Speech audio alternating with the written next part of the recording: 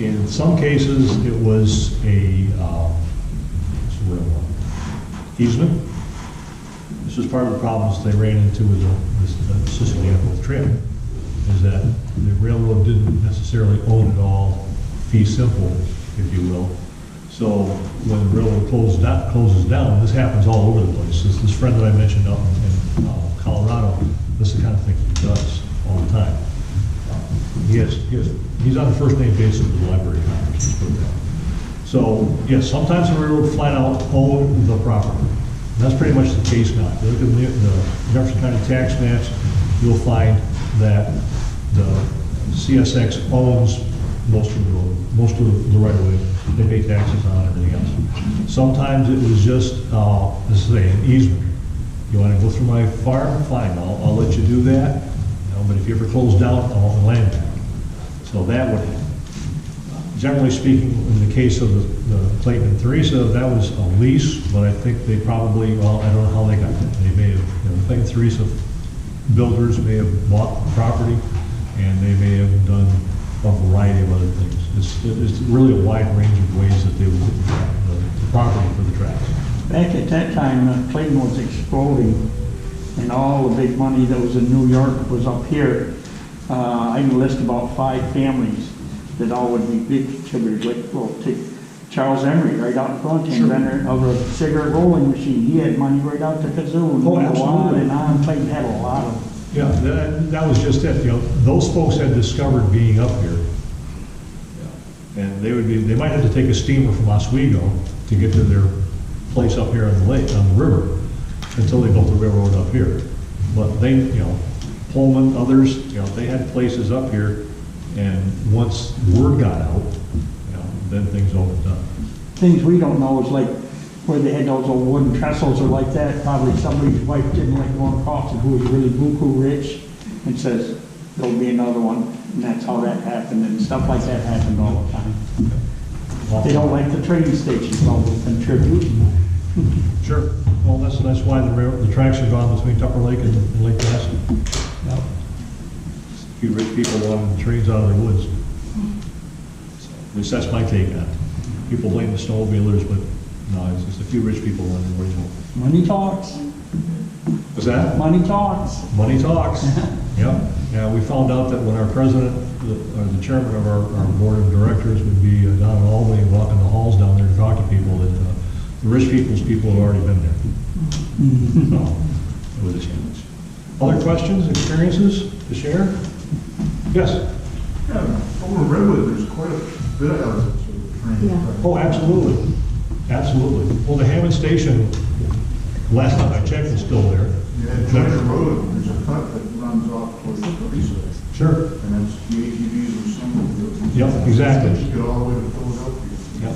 Actually, I went up to the Hammond Station, and I forget what was in it, but they still had a brick platform. All the brick was like, gee, I'd like to get all the little bricks. That's on my patio.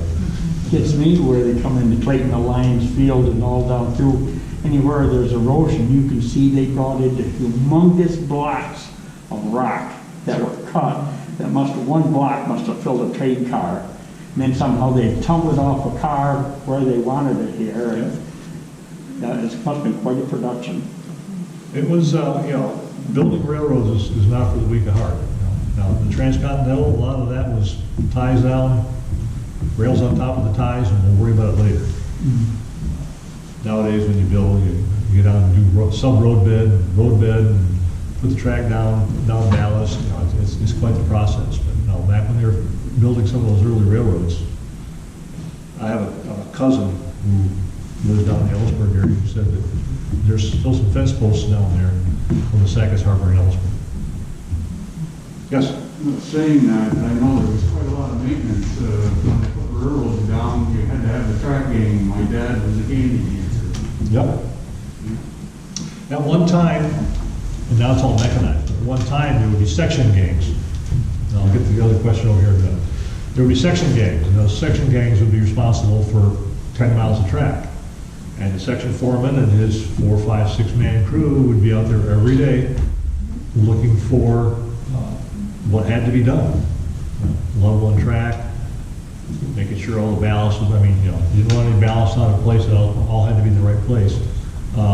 New York Central 999, which set the world speed record at the time, 112 miles an hour. They ran that over a jointed track. That wasn't over welded rail, that was over jointed track. The tracks, the pieces of rail 39 feet long. But the section crews worked that stuff, and I swear those section foremen had calibrated eyeballs. Because they would sight down the track, it's like, okay, that needs to go over a little bit, guys. You know, and it'd take 4, 5, 6 guys to make that track move over. Or they would have to, gee, it's a little low right there, so they jack it up and put a little stone underneath it, tamp it in. So, you know, again, the calibrated eyeball, getting that done. So yes, there was a lot of maintenance, and these guys were out there all the time. On the Adirondack, I know where a lot of the section houses were, and they were every 8 to 10 miles. Question over this way? I don't have a question, I have a comment. Sure. The town that I was raised in was named after Chauncey M. Depew. I'm from Depew, New York. Okay. Chauncey M. Depew was an attorney and a businessman, and at one time he did work for Cornelius Vanderbilt, and he was also president of the New York Central Railway. That's just my contribution. Thank you. Well, no, actually, you mentioned it. I didn't bring Fair Share Road with me. It's all in the back of my truck. But Chauncey Depew was one of the people that built the Ragged Lake Railroad. Oh, okay. So, and Cornelius Vanderbilt, the Commodore. Yes. He was, he basically is the one who assembled the New York Central at the beginning. He took all those short lines and made them all into one railroad. When they first did that, if you wanted to go from Albany to Rochester, you'd have to change trains 3 or 4 or 5 times because this railroad only went from here to here. And sometimes they didn't build their stations next to each other. My mom worked for a lumber company for 62 and a half years right on the rail line. And she remembered back in the day going to the boxcars and helping the guys in the lumber yard unload the boxcars. Yes.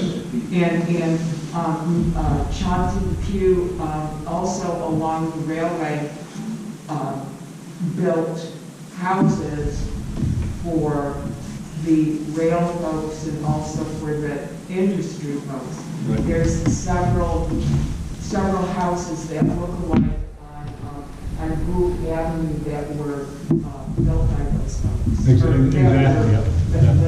Yeah, many mills did that. I mean, DeFerry is all mill housing, at least it was. But there was, when you talk about unloading lumber, one of my memories of is Chesapeake, Ohio, in Michigan. We had a large lumber yard there in the right middle of town. They had their own siding. And I can remember seeing the guys on a summer afternoon unloading the boxcar. Now they had one of those roller things like they use in grocery stores or whatever. One board at a time. Pick up the board, put it on the roller, there was somebody at the other end to catch it and put it in the right spot. One board, we're talking a boxcar full of lumber. Now, what company did? My mom worked for a small lumber company in Depew. It was first called Depew Lumber and Coal Company, and then its last iteration was Dickinson Lumber Company. Okay. And as I said, she worked there for 62 and a half years. And one of the reasons that she ended up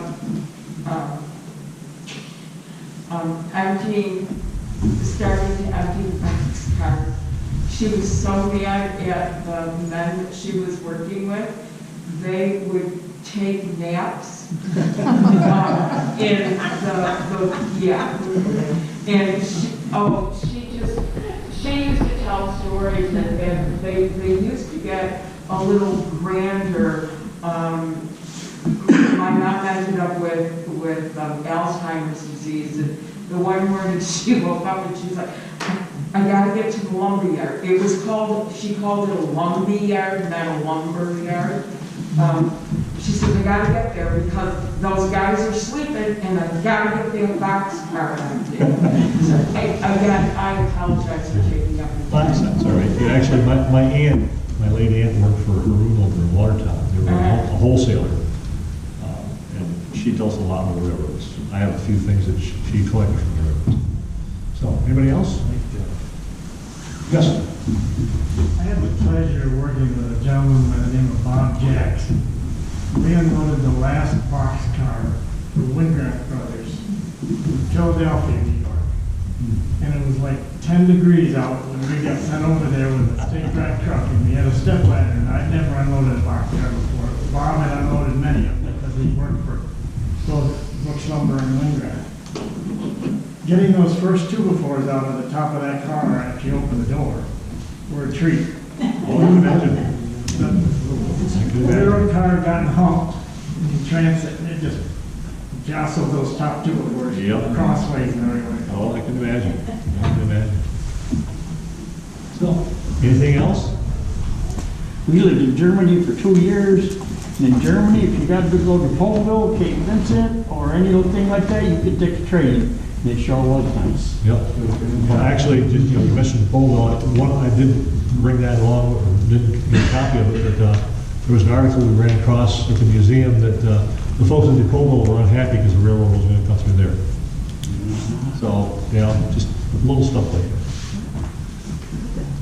Anybody else? The only thing, the first time I had to go to the bathroom over there, you go into the bathroom, you look at the toilet, when you push down on the thing to flush, and you see the tracks going flying by. And then it dawns on you how it works. Okay. I'm going to tell you a story on myself. All right. I don't remember this personally. I was probably about a year old. We'll get to you in a second. Now. Probably about a year old, and we were traveling by train. I don't know if we were going out to Michigan or coming back from Michigan, but we were traveling by train. And 1 year old, they were trying to get me potty trained. Well, yes, they took me in the bathroom on the train, and unfortunately, they made the mistake of pressing the pedal while I was still sitting there. Do you think I'm going to put my 1 year old back in the toilet again? Not going to happen. But the flip side of that is, imagine those section guys out there working along the tracks, and there's somebody's breakfast, laying on the tracks. Yeah, there's signs all over in the bathroom say, do not flush in train stations. Right. So something else you'll notice too.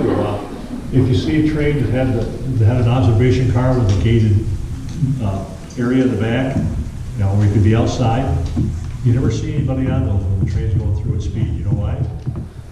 Think about that mist coming up from underneath the train. Oh. All right, Tom. All right, you stay there for a minute. I'd like to, again, thank Larry. I do have a certificate that I want to give you, Larry. All right. And you're giving the first History at Noon presentation, the second presentation for the sesquicentennial. So we had somebody beat you by a couple hours earlier this morning. I'm not going to complain. You got a camera? Yeah. There she is. You just stay where you are.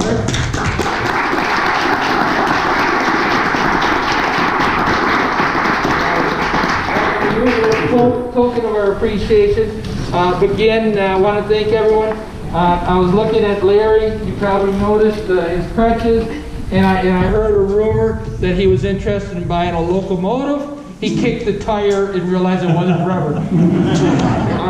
Thank you, everybody, for coming today. We want to thank again the Opera House for providing this building at no cost. Their gift to the sesquicentennial. Thank you.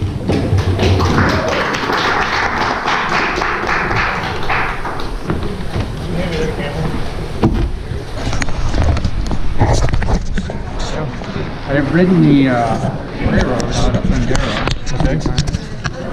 I've always